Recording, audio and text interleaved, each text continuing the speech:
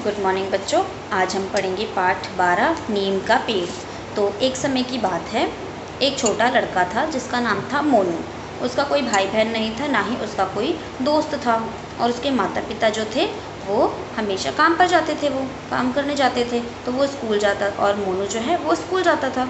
वो स्कूल से घर आकर शाम को घर में अकेला रहता था। फिर उसके आंगन में जो है एक नीम का पेड़ था।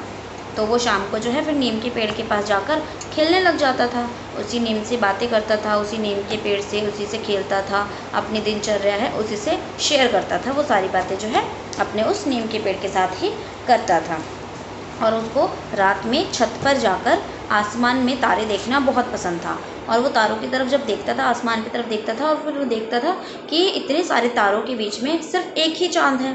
फिर भी जो है वो एक चाँद की रोशनी इतनी ज़्यादा है कि वो तारों के इन सारे तारों से भी ज़्यादा है।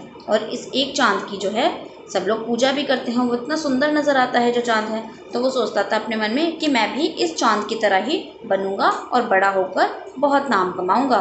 और मोनू जो है ये जानता था कि कुछ भी बनने के लिए हमें बहुत ज़्यादा पढ़ाई लिखाई करनी पड़ेगी। जैसे डॉक्टर, इंजीनियर, वकील, टीचर, कुछ भी बनने के लिए जो है हमें बहुत ज़्यादा पढ़ाई करनी पड़ेगी, बहुत मेहनत करनी पड़ेगी।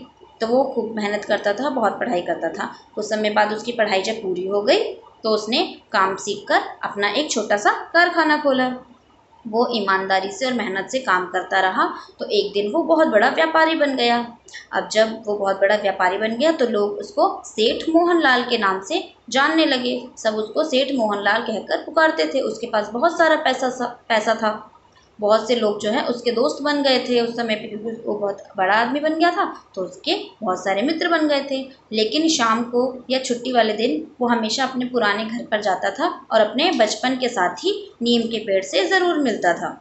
उससे बातें करता था, उससे शेयर करता था अपने मन की बात। तो एक दिन क्या हुआ, मोहनलाल के कारखाने में एक आदमी आया। उसने कहा, सेठ जी मेरी मदद कीजिए, मैं काम की तलाश में गांव से आ रहा था तो रास्ते में जो है किसी ने मेरा सारा सामान जो है वो चोरी कर लिया, ले लिया। और मैंने सुबह से कुछ भी नहीं खाया है, तो मेरी मदद कीजिए, मुझे कुछ पैसे दे दीजिए। तो मोहनलाल ने सोचा ऐसे तो ना रोज़ रोज़ नए नए लोग आते रहते हैं, झूठ बोलते रहते हैं, झूठ बोल बोल के भीख मांगते रहते हैं, पैसे मांगते रहते हैं। तो उसने उसको कहा चलो चलो, मैंने उसने उसके सेठ जी ने भगा दिया उसको, मैं आप तुम्हारी कोई मदद नहीं कर सकता।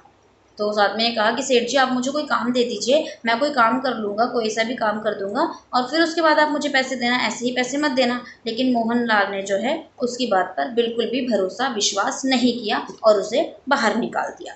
तो फिर ये सारा इंसिडेंट हुआ। उसके बाद जो है शाम को मोहनलाल जो है अपने पुराने घर गया और वहाँ पर वो नीम के पेड़ के नीचे आराम करने लगा।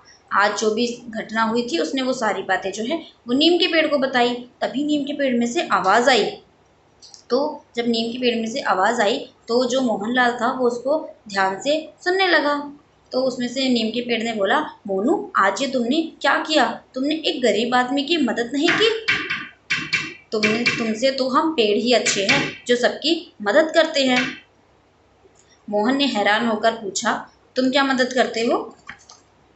तो पेड़ बोला, वाह भूल गए, जब बचपन में तुम्हें फोड़े फुंसियाँ निकलते थे तब तुम्हारी माता मेरी छाल काट कर ले जाती थी, और जब तुम बीमार पड़ते थे तो तुम्हारे पिताजी जो है मेरी पत्तियाँ तोड़ कर ले जाते थे। और वो दिन भूल गए क्या जब तुम झूला डाल के मेरी डाल पर झूला झूलते थे? उस रस्सी की रगड़ से मुझे कितनी तकलीफ होती थी, कितना दर्द होता था, और मैं इतने सारे कष्ट सहकर भी तुम्हें खुशी देता था। तो मोहनलाल को ये सारी चीज़ें याद आ जाती हैं, वो सारी बातें याद आ जाती हैं। वो बहुत हैरान हो जाता है कि पेड़ हमारी इतनी सारी मदद करते हैं और हम उनको इतनी तकलीफ भी होती है, मैंने तो ऐसा कभी सोचा ही नहीं था। मोहनलाल ऐसा सोचता है। फिर वो नीम का पेड़ बोल रहा था, दोस्त हमेशा खुद तकलीफ सहकर हम दूसरों को आराम देते हैं, दूसरों की मदद करते हैं। तो नीम के पेड़ की ये सारी बातें सुन के जो है मोहनलाल की आंखें खुल गई। और वो जो है उसने अपने मित्र नीम के पेड़ से वादा किया कि आज से मैं हर किसी गरीब की मदद करूंगा। आज आज जो मुझसे भूल हुई है मैं उसको सुधारूंगा और हर किसी की मदद करूंगा। इससे हमें क्या शिक्षा मिलती है कि हमें हमेशा सबकी मदद करनी चाहिए, और पेड़ हमारे सबसे सच्चे और अच्छे मित्र होते हैं। तो हमें जो हम पेड़ की पत्तियां तोड़ के कुछ भी फेंक देते हैं तो हमें ऐसा नहीं करना चाहिए। जैसे हमें दर्द होता है, हमें तकलीफ होती है, वैसे ही पेड़ पौधों को भी दर्द होता है, तकलीफ होती है। तो जैसे हम अपनी तकलीफ सहते हैं वैसे हमें पेड़ों के बारे में भी सोचना चाहिए, उनको भी दर्द होता है, उन्हें भी तकलीफ होती है। आई होप आपको ये चैप्टर समझ में आ गया होगा। Thank you.